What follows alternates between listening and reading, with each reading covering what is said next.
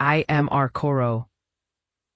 The guards called him number 2847, a community organizer, a voice for the voiceless in a country where speaking up meant disappearing.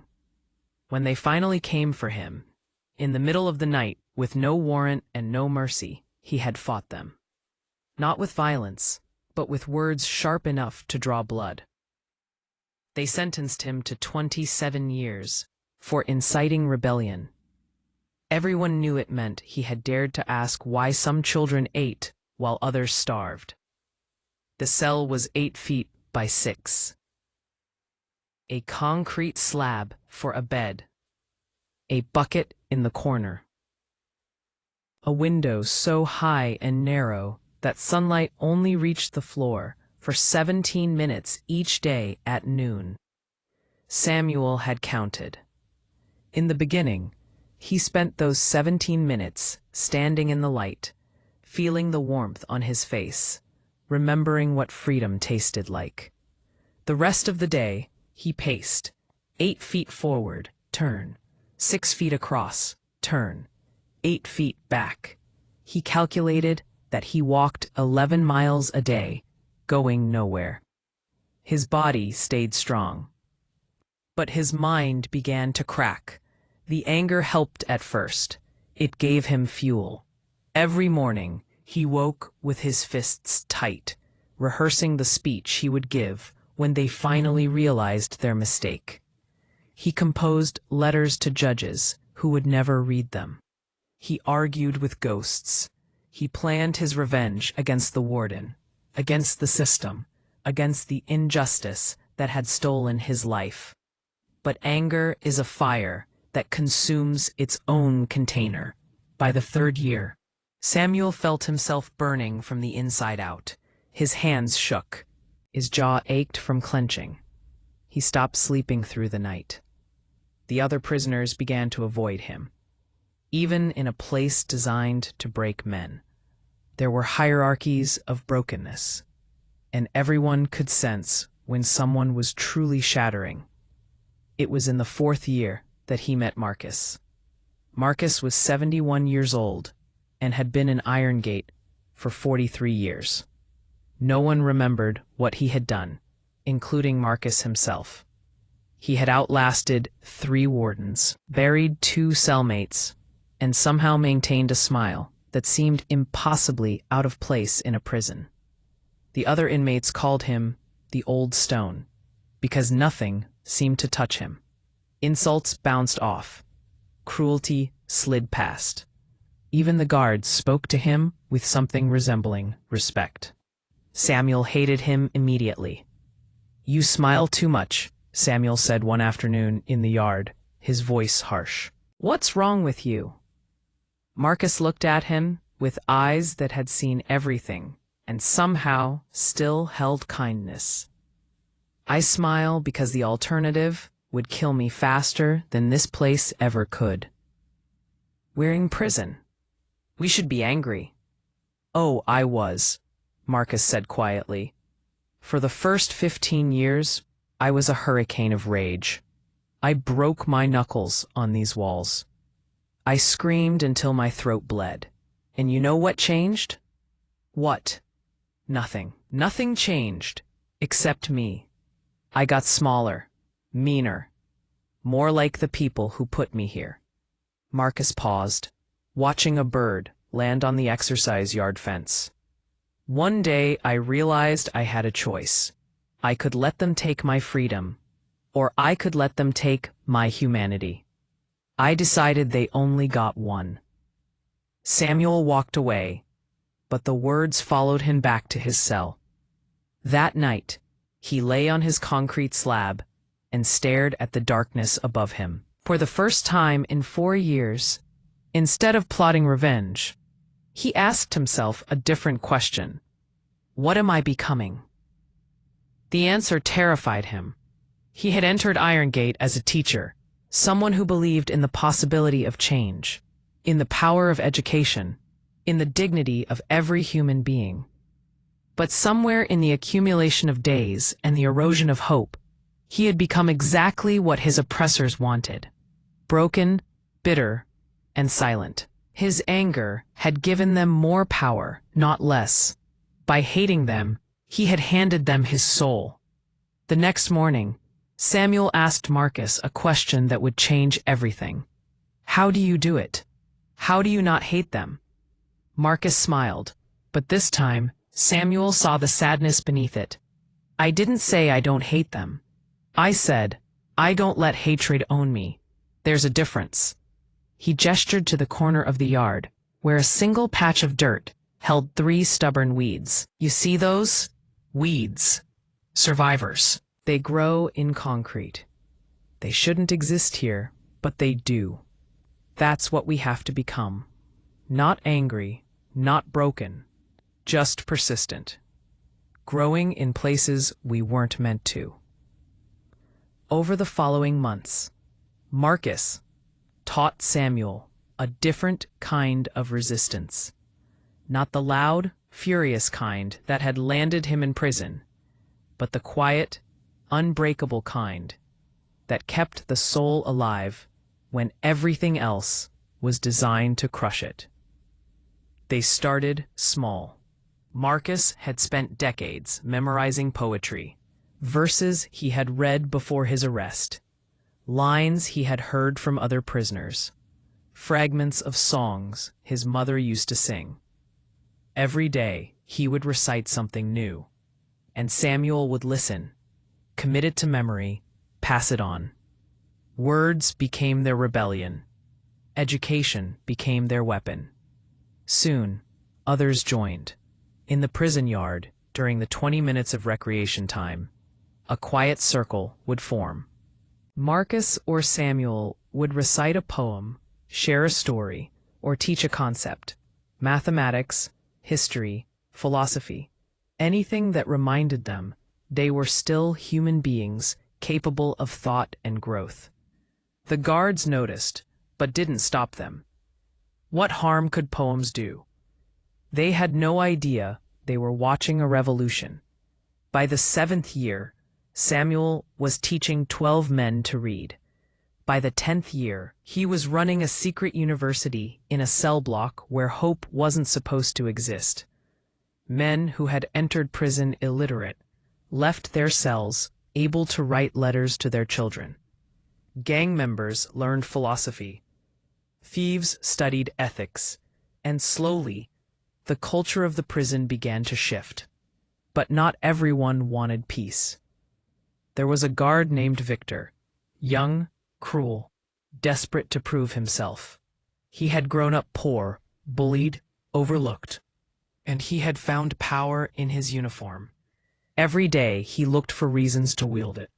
He would conduct cell searches that destroyed personal belongings. He would deny medical care. He would whisper threats and spread lies between prisoners, keeping tensions high. Victor hated Samuel most of all, because while Victor ruled through fear, Samuel led through respect. And the difference was impossible to ignore. In the 15th year, Victor orchestrated a situation designed to break Samuel. He planted contraband in Marcus's cell, a sharpened piece of metal that could be called a weapon. Marcus, at 82, was too old to survive solitary confinement. Victor knew it.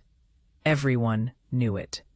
"I found this in his cell," Victor announced during a surprise inspection, holding up the metal shard. "Old stone isn't so peaceful after all." Samuel stepped forward before Marcus could speak. "That's mine." The yard went silent. "I must have dropped it during cleaning duty yesterday," Samuel continued, his voice steady. "Marcus's cell is next to the storage closet. It's an easy mistake." Victor's smile was venomous. "You sure about that, 2847?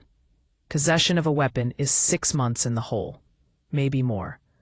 I'm sure."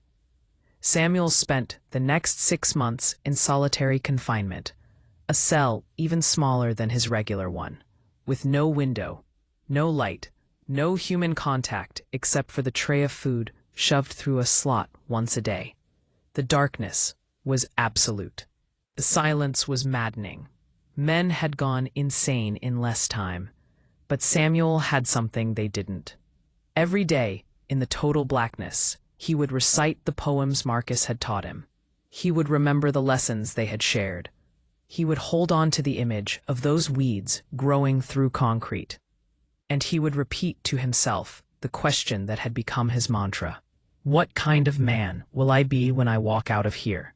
When they finally released him back to general population, he was thinner, quieter, but unbroken. The other prisoners saw it immediately. Victor saw it too, and it filled him with rage. Over the next years, Victor tried everything. He withheld Samuel's mail. He denied him library privileges. He arranged for Samuel to be transferred to the most violent cell block. But each time, Samuel responded not with anger, but with a kind of gentle, immovable resistance that made Victor's cruelty look small and desperate. "Why don't you hate me?" Victor finally demanded one day, his voice raw.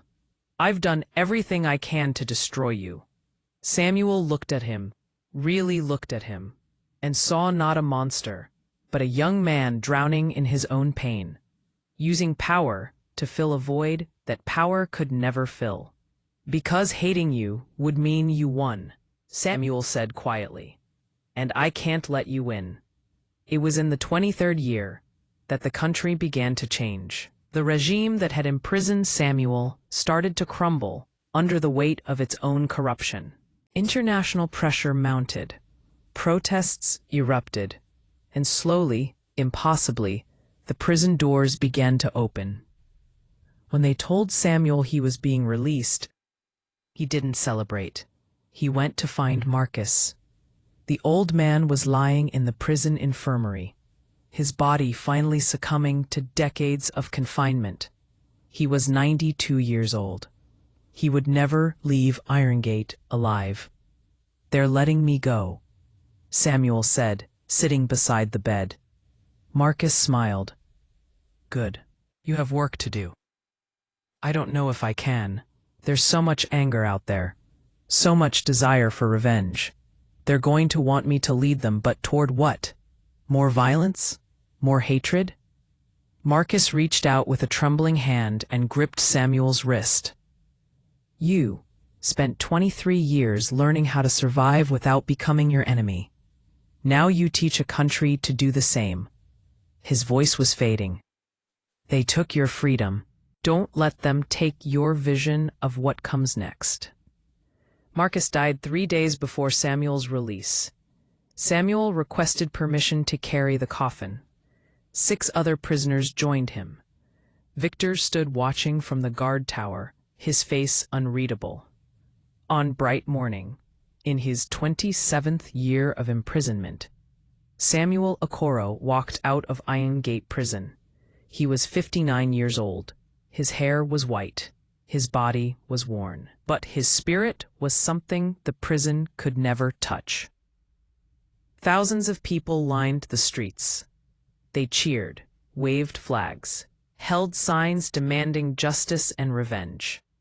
They wanted him to lead them to retribution. They wanted blood for blood. Samuel stood at a podium that afternoon, facing a crowd of hundreds of thousands. The entire nation was watching. This was the moment they had waited for, the speech that would ignite the revolution. The call to make the oppressors pay. He spoke for 17 minutes, the same amount of time sunlight used to reach his cell floor. He did not call for revenge. He did not list his grievances. He did not name his torturers. Instead, he told them about Marcus, about the weeds growing through concrete, about the choice between hatred and humanity, about the power of education over violence, about the revolution that happens not in the streets, but in the soul. "They took 27 years from me," he said, his voice steady and strong. "But if I spend the rest of my life seeking revenge, they will have taken the rest too. I will not give them that victory." The crowd was silent. Some wept, some left angry. But many, slowly, gradually, began to understand. In the months that followed, Samuel worked with both sides, the former oppressors and the formerly oppressed. He negotiated, not for punishment, but for truth, for reconciliation, for the hard work of building a society where no one else would lose 27 years to a cell. Some called him naive. Some called him a traitor to his own suffering. But others saw what Samuel had learned in that 8-by-6 cell, that the only way to truly defeat darkness is not to become it. Years later, an interviewer asked him how he had survived without bitterness. Samuel was quiet for a long moment. Then he said, "I spent 27 years as number 2847. They took my name, my freedom, my youth. But the one thing they could never take was my choice. Every day, I chose what kind of man I would be when I finally walked out. And I decided I would not walk out as a monster." He paused, looking out a window at a garden where children played. "I walked out as a gardener." Someone who knows that even in concrete, with enough patience and enough belief, something beautiful can grow. The interviewer pressed, "But don't you hate them, even a little?" Samuel smiled, the same smile Marcus used to wear, sad and wise and impossibly hopeful. "I hate what they did. I grieve what was taken. But hatred is a cell you build for yourself. And I've already spent 27 years in prison. I'm not going back."